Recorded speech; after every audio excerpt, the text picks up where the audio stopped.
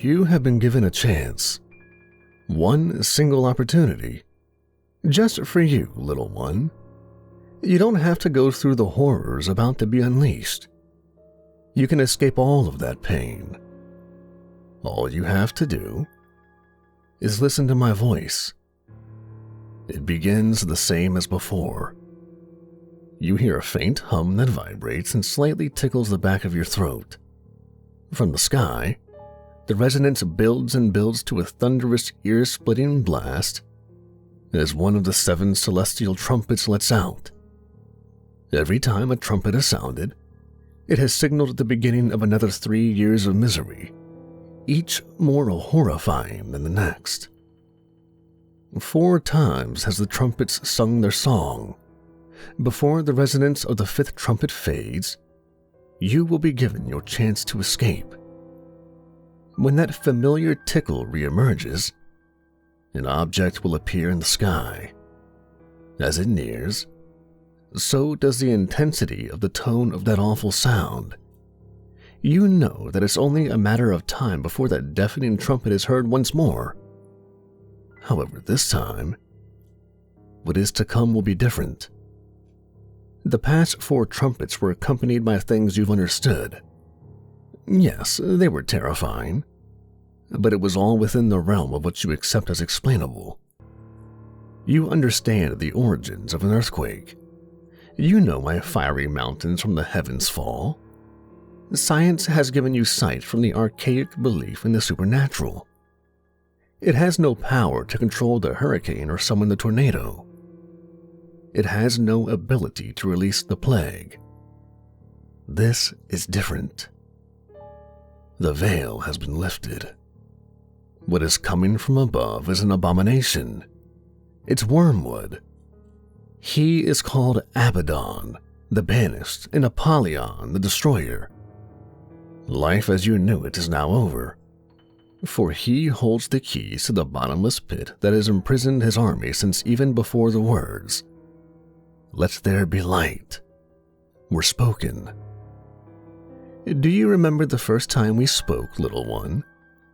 After the 2nd trumpet had blown, you were given a vision of the pools of Nakuna Sachia. If you were able to find the location of those sacred waters, go there now. The moon has begun to turn red. Its crimson light makes the waters appear to be that of blood. Stand in the center of the 3 pools. Tread carefully, for you stand before the image of the sacrament laid upon his symbol. Each pool has a name. The pierced left hand, the pierced right hand, and the pierced foot. Prepare yourself to receive the blessing of the pierced abdomen. The blessing requires you to be anointed with the ethereal spearhead that will now run you through. There is no outward wound, but your blood is now seeping internally into the empty places within you. Your body has now become the 4th pool of sacrifice. When you collapse from the pain, ensure that you fall into one of the pools of water. If you fall onto dry earth, you'll have missed your only chance to enter the portal. You will lose the anointment and be healed, but you will live the remainder of your days marked as was Cain, hunted by both angel and demon. If successful, you will awaken in a dark and dank candlelit stone building lined with pews ending at a great altar. This is the place of worship where the crossroads meet. Behind you are 3 large mirrors, very similar to the pools that you recently stood before. Look to the altar. A tall, thin-hooded figure is standing before it. Slowly and cautiously approach this menacing creature and kneel in front of it. Bow your head. Do not make eye contact. Extend your arms in front of you with your palms facing upwards. Say nothing. The figure should be deep in prayer, whispering strange incantations. If it isn't, do not approach it. Only proceed if it is in prayer. Do not interrupt. Any disruption will be considered a great offense, a crime paid in blood. Be patient, and make no mistake, it knows you are there. Once it has considered you and deemed you worthy, it will acknowledge your presence and ask, "Why have you come before me?" If it decides you are not worthy, well, there really isn't much more that needs to be said now, is there? Quickly ask it the following question. What is the image of God? It will slowly lift its head. Close your eyes, shut them tight. You will hear its body creaking like breaking limbs of tree branches from an ancient forest. It will move quicker than what seems possible. It will grab you by the wrists and lift you off the ground one-handed. With the other hand, it caresses your face, then embraces your head from the nape of your neck. Its bony fingers envelop your entire head from behind. The ferocity of its grip is both sensual and violent. You're dangled helplessly above the ground as it lifts you closer to the face hidden in shadows underneath its dark and worn hood. You can feel prickly dust coat and sting your face as it exhales its dead and rancid breath over you. A scabbed tongue emerges from the mouth hidden in the darkness of its hood, and it begins to probe the entire surface of your face. It finds particular interest in where your eyes rest. It is here where it wants to enter. The cold, lumpy tongue will start pushing and poking, squeezing and groping the tops of each eyeball through your eyelids. You feel the shame and demoralization intensely from this infestation. Pressure builds in your head from your closed eyes as it continues to violate the fragile organs that hide behind your thin lids. The scabs feel like hundreds of little fingers with tiny fingernails that quickly find where your eyelids meet and begin to scratch viciously to try to pry them open. Shut your eyes tighter. It will groan with perverted masculine and feminine excitement of carnal desire as the little fingers intensify their efforts to dig into your eyes with raw and obscene desperation. The moans of pleasure sicken as you resist the assault. One of the scabby protrusions bursts, coating your face with a hot, sticky, tar-like fluid that slightly burns. The putrid afterbirth from the abscesses spill onto you as the tongue continues to relentlessly throb on the surface of your closed eyes. Suddenly, the tongue withdraws, and there is silence. Keep your eyes shut and wait. Eventually, you begin to make out a faint sound coming from the being. It's a cross between a moan and a hum. It's not quite a voice singing as there is no melody to the sound, but like melodic singing, there is a flow to the tones and variation in the intonation. Listen carefully and the words will emerge for you to hear.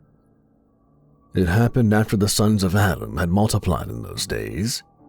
The angels, the children of heaven, beheld them, and some became enamored with the image from whence he was created. They conspired among each other and said, "Come, let us select for ourselves from the progeny of men." And so, we were drawn unto them by an insatiable hunger and thirst, a sensation unfamiliar to our kind. We then swore all together, and all bound ourselves by mutual execrations to abandon our holy station. We descended upon Ardis, which is the top of Mount Armin, and devoured all which the labor of men produced. To our delight, the flesh of man cried out to us in return and embraced our new form. They loved us, and we came to love them. Never had such pleasures of skin, pleasures of sight, pleasures of tongue, and pleasures of the mind been experienced by any living being. Man was shown the wondrous transcendence of the grotesque, and revealed to the vile decadence of purity. During our time together, we taught them sorcery and incantations. We gave them knowledge of the forging of metal and healing with herbs. We instructed them in the ways of architecture and mathematics. We revealed power so great, it allowed them to command the atom from within the rocks of the mountain and from the water of the sea. We freed their minds and released them from the enslavement of the Father. In turn, they worshipped us and their love for us strengthened. They basked in our adoration, but it was not true love we bestowed. It was deception. Our actions and deeds come with dire consequences. We had angered the Creator and desecrated His creation. Mad with rage, the Father plunged His hand into the fabric of reality and altered the delicate strands of fate and possibilities. With His divine manipulation, He altered the pattern and set into motion a new future in the predestined plan. We had been judged. We had condemned ourselves and humanity to an eternity of suffering and pain.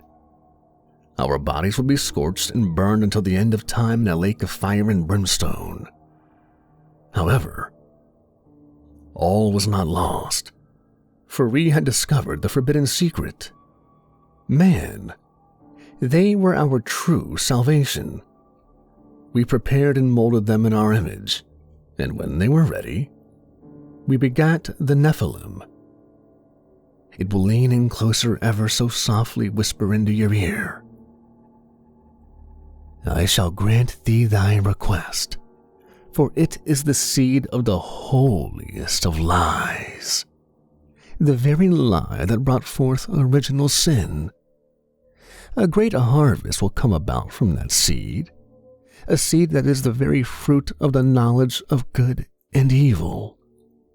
It is such forbidden knowledge that binds the Creator to the laws of His creation, a way to deceive the eyes of the one who is all-seeing and thwart the mind of the one who is all-knowing.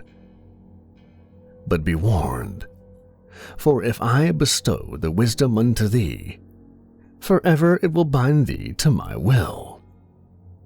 The answer thou seek is, thou art not of the image. And then it stops. You're alone in the darkness. Slowly open your eyes.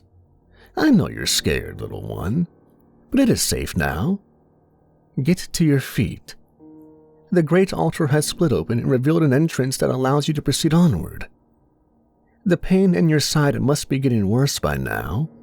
I can see a protrusion the size of an apple has formed on your side. You don't have much time.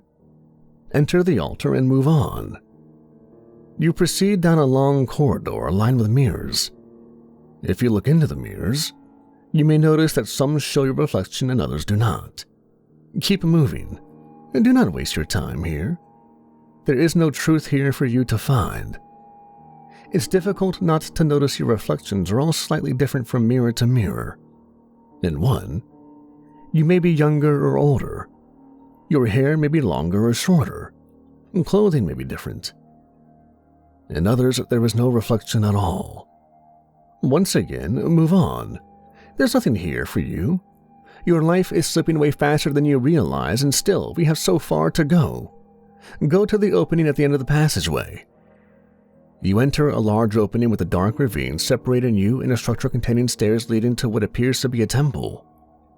From the ravine grows thick black thorns that slightly sway, even though there is no wind. Their points glisten with a substance that can only be poison. Do not get too close. In the center of the ravine is a single pathway that jets up from the thickest of needles and thorns that will provide you safe passage to walk upon. The pathway at the far end to the foot of the stairways of the temple. At the top of the stairs, there will be 4 thrones where the ones known as the 4 living creatures reign. They are covered with eyes, in front and in the back, and they look down on you with an unnerving, mischievous stare. The first living creature is that of a lion. The second is like an ox. The third will have a face of a man, and the fourth is like a great eagle. Each of the 4 living creatures will have 6 wings covered with eyes all around, even under its wings. It's said that day and night is always chanted before them. At the foot of each creature there will be a body on its knees, its face looking up to the sky with its arms outstretched upward, frozen in the act of eternal worship. Its flesh is bleached white and sags loosely from its bone. It wears a blood-red smock from its waist down to its feet. It holds rusty and dirty curved blades. You are most fortunate their backs are to you, and their mutilated faces are obscured from your view. Branded on their backs is an unfamiliar rune that looks like the letter B. They are the Ba'ish. and cautiously moved past them. The Ba'ish were 4 men, great kings and leaders of the world. They ruled vast lands that ran red with blood from every man, woman, and child who had their misfortune of being born into their realm. The 4 kings were like grown children, spoiled and naked, fighting each other, biting and gnawing at the tits of their great Mother Earth, her face beaten and scratched from when they would feed so viciously. They knew only to gorge on her black milk that flowed from deep within her bosom. Their greed and decadence, their very existence offended all who could peer through the veil. Their wicked lives were ended the day they were raptured and bound like statues within the walls of this great temple. They must now worship the 4 living creatures as they once commanded others to worship them in life. They suffer now as their kingdoms suffered. For every son and daughter who fought death from fighting the wars they created, their skin is blistered and torn, and their eyes are stung with the venom from the tail of 1,000 scorpions. But if they are awakened from their trance and given use of their limbs once again, one can be well assured they will not be pleasant. In unison, the 4 creatures will hold up a key, each with a unique emblem on its end, and speak, "Choose. Choose now. Choose once. Choose quickly." The first creature that looks like a lion will offer you its key and say, "Acquiesce." The ox will offer you its key and say, "Leviathan." The third creature with a face like a man will offer its key and say, "Clethrididate."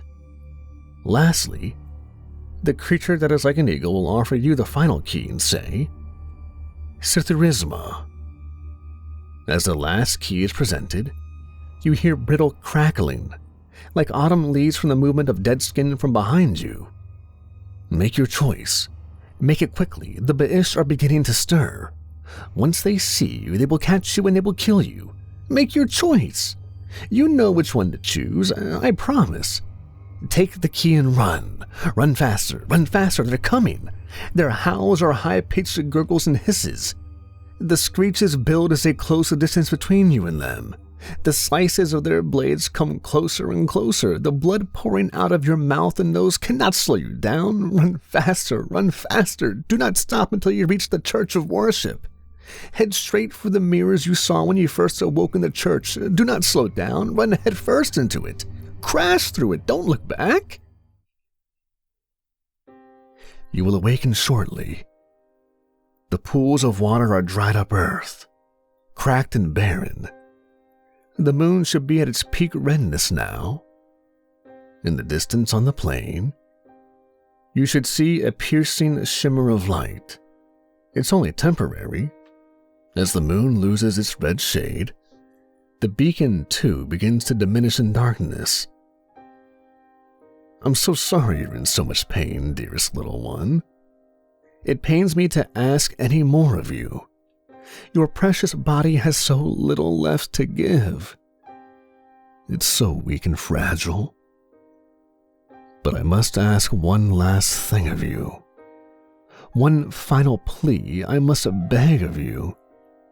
You must reach that beacon of light in the distance before the last one of the red moon shines down upon it, or you'll be trapped. I'm here for you. Push aside all the pain and despair. Listen to my voice and use everything you have left and get to that light now. Abaddon is here, even from miles away. His arrival knocks you off of your feet. Get up, little one. There isn't much time. Abaddon is near, and his thoughts are of nothing but you. You see the brilliant beam of light shoot up into the sky. The source of this powerful beacon comes from an archway standing in an empty plain. Within the archway is a massive and majestic door standing in the emptiness. With the key in hand, you must get that door open before the red moon shines down upon it no more, and any hope of saving you is lost forever. Ignoring the wheezing sounds you make when you breathe, pull open that door. The blood from your mouth is everywhere, making it hard for you to get a good grip on the door handle, but pull harder. You only need to open it enough for you to squeeze through. The light is almost gone. Pull, pull, pull. You did it. Get in and shut that door as fast as you can lock it. The light is gone. The light is gone and it is done. If you place your ear to the door, you hear something that sounds like buzzing or fluttering. A sound that could only be made by the flapping of a million wings. There will be scraping, and there will be beating on the other side of the great door. Then only screams. Behind you is a long, dark tunnel with a light at the end. Walk into the light and claim your reward, my little one. Epilogue. I walk into the bright light. Slowly, my eyes adjust to the brightness, but I can already feel a warm breeze on my face and hear it trickling from a nearby stream. Everything slowly comes into focus. The most beautiful valley spans out in front of me. It's made of hills of green, sprinkled with every color imaginable, where the most beautiful flowers pepper the landscape. I walk toward the clearing and see a crystal blue pond. I dip my cupped hands into the water and drink. It soothes my chapped lips and parched throat. It tastes like nothing I've ever tasted before. It's amazingly sweet, and there is an odd sensation as I swallow the water. It's like a shock from a tiny bit of electricity, but without any pain. Only satisfaction. I then catch the scent of an incredible and intoxicating aroma that overpowers me. I've never smelled anything like it before. On the other side of the pond is a gathering of trees. I instantly know that among these, there is a tree that is the source of that unceasing smell. I know there's no other like it.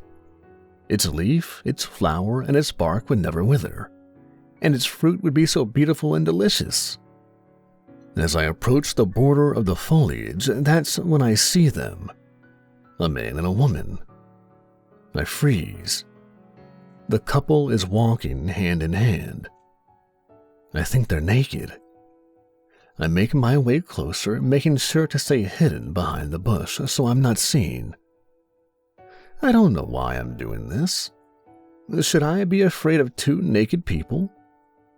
Yep, they're definitely naked. I looked around and realized that my tree was at the center of the grove that held this paradise. But next to my tree is another tree. It was just as majestic and impressive. But there's something ominous about it. Something powerful. I look carefully at these two unique and special trees that grow in this garden. I now realize what this place is and where I'm at. I'm startled when I feel something vibrate in my pocket. It's the key I chose. As I remove the large key from my pocket and open my palm, I noticed the markings on its emblem in more detail. When it was offered to me by the winged creature, I simply thought it was marked with the infinity symbol. Now, I realize it's actually a serpent, devouring its own tail in the shape of infinity. My mind is unlocked. It's all so clear now. I know my purpose. I know why I was chosen. I know why I was created. It was always God's will to destroy his creation. Once destroyed, he could fulfill his promise to bind his enemies and cast them into the lake of fire where they would suffer for all eternity. The trumpets were a countdown to his planned end. Those branded the enemy had spent their immortality trying to find a way to prevent it from happening. But how do you outsmart an omniscient and omnipresent being? You use the very laws of existence against him. For within the creation of the universe, unbreakable rules had to be created. He had no choice but to enslave himself to those very decrees. Without those infallible system of laws, the universe could not exist. The fallen ones realized that the only way to prevent the end was to break the predestined, inevitable chain of events leading to the end. They must have figured out how to connect 2 points of existence, creating a bridge for me to enter. It causes everything to stop and reset back to the very beginning instead of continuing the predestined path. It never ends. It never reaches Judgment Day. Existence is a loop. We are destined to keep repeating it over and over again to escape damnation. It is infinity, like the serpent devouring its own tail. The serpent is thought to be Lucifer, God's true adversary. But Lucifer is not a thing or a person with thought or consciousness. He is the infinity of time, the only thing capable of denying God's divine will. It's the one simple thing that's protecting us from the wrath of an angry God. I feel its familiar presence immediately. I don't turn around, but even if I did, I know it would not harm me. It stands behind me for a while, quietly admiring the fruits of its labor. The fallen angel then inhales breath for air to speak the words that will be my final instructions. I look down at the key, mesmerized by the shape of the serpent. It is so old and worn. The jewel that makes up the serpent's eye twinkles, and I understand. I have one more thing to do. I wonder how many times I've done this. How many times have I crossed the bridge and stood at this very spot? How many? Man was created in the image of God, but I am not of the image. I am the serpent. I am Nephilim. The breath of a faint whisper, now sweet and warm, is spoken into my ear. Just 5 simple words. Make them eat, little one.